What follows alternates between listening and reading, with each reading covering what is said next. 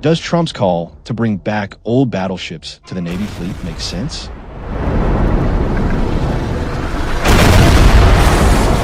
Donald Trump's shocking statement at the U.S. Marine Corps base in Quantico on September 30th, 2025, once again stirred debate over the possible revival of America's giant battleships. In front of more than 800 high-ranking officers, admirals, and senior military officials, Trump revealed that his administration was actively considering bringing the Iowa-class battleships back into service. He mentioned potential funding from tariffs amounting to $31 billion. Trump praised the 6-inch steel armor of the ship's hull and argued that naval shells were far cheaper than modern missiles. He also made one of his characteristic remarks, saying that nothing can stop us, referring to the endurance and firepower of World War II-era battleships.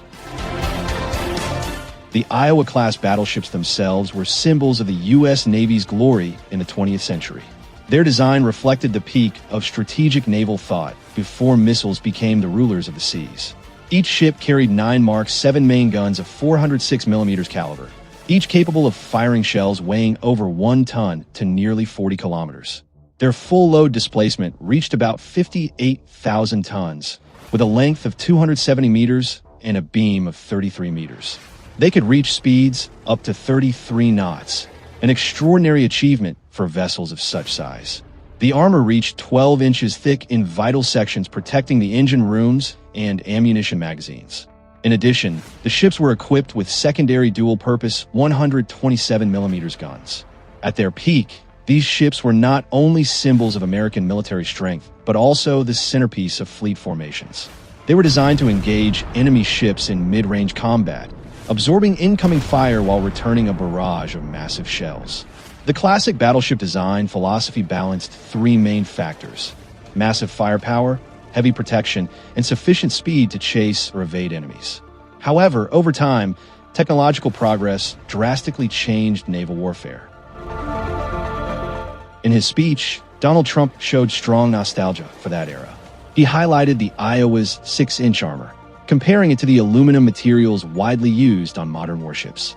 According to him, aluminum-hulled vessels were too fragile against modern missile attacks. He also repeated the classic argument that large artillery shells were much cheaper than missiles, meaning battleships could deliver immense firepower at a lower cost. He even mentioned being inspired by the documentary series Victory at Sea, which depicted the U.S. Navy's triumphs during World War II.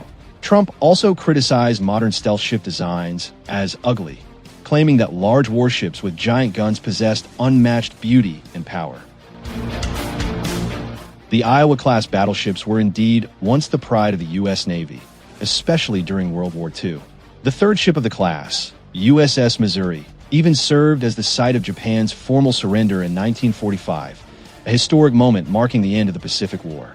Meanwhile, USS Iowa, New Jersey, and Wisconsin all participated in major battles against Japan. After World War II ended, these ships continued to serve political and military purposes.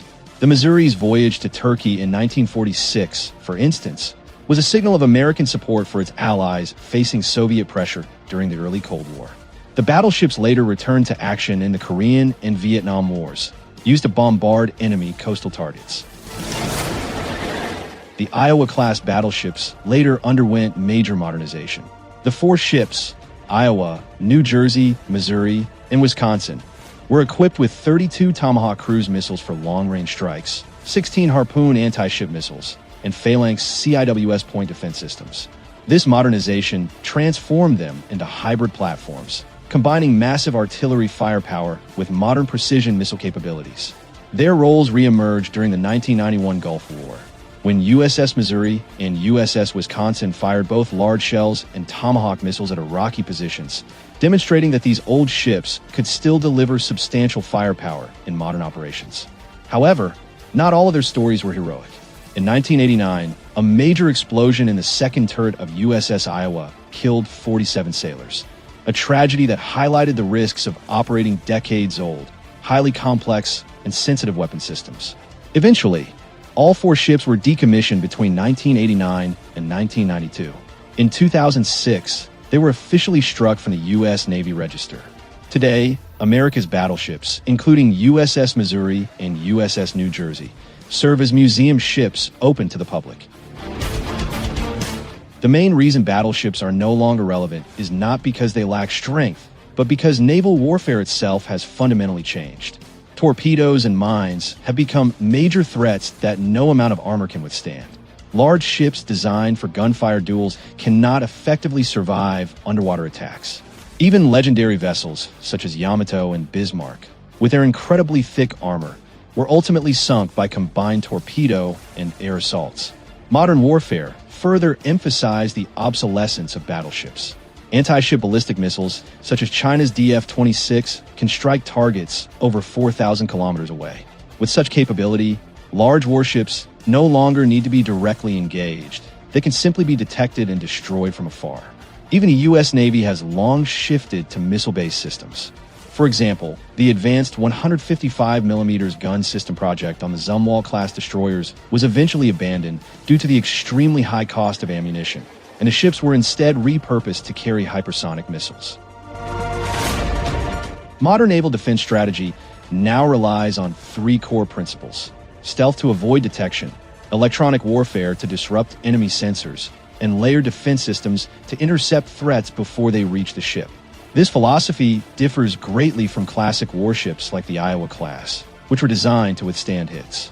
In modern contexts, the best chance of survival is not being hit at all, a concept that starkly contrasts with the battleship philosophy. Some American military and political figures have proposed reactivating battleships as symbolic gestures or for large-scale amphibious fire support. However, in reality, this is highly impractical. Ships like the USS New Jersey can technically be recalled under national emergency law, but in their museum state, they are not maintained for combat readiness. Recent reports describe USS Iowa as deteriorating, requiring billions of dollars just to make her seaworthy again. A 2024 report even claimed that USS New Jersey could be reactivated within 60 days. However, the same report acknowledged fatal weaknesses: non-functional fuel systems, lack of ammunition, missing spare parts, and no remaining crew with expertise in operating the giant gun systems. Even if one ship were restored, defending it against modern missiles, drones, submarines, and torpedoes would be extremely costly and operationally questionable. Thus, Donald Trump's statement in Quantico appears more political and symbolic than practical. The idea of reviving giant warships is emotionally powerful, especially among veterans and citizens who view these vessels as icons of America's military glory. However, from a modern strategic perspective, bringing back battleships would offer no proportional benefit compared to the immense costs and risks. The nostalgia for classic beauty and the image of massive steel power may be politically appealing, but today's U.S. Navy needs ships with high survivability, advanced defense systems, and long-range precision strike capabilities rather than a return to the past.